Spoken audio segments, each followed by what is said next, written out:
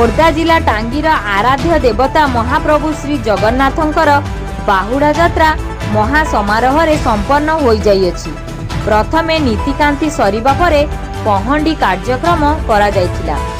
वरिष्ठ प्रशासक श्रीजुक्त भरतभूषण जगदेव रथरे छेरा पहरा कार्य संपादन करथिले। एहा परे अपराह्न रथ टणा होई तारादेवी मंदिर जहाँकि माउसी घर सेठारे अवस्थान करथिले। एहा परे ठाकुर राजांक पक्षरु पोड़पिठा भोग करा जाई भक्त माननकु बंटा जाइतिला। वर्षा हेबा सत्व बहु जनसमागम होइथिबा बेले एक आध्यात्मिक परिवेश रे आनंद उल्लास रे कार्य संपन्न होइतिला।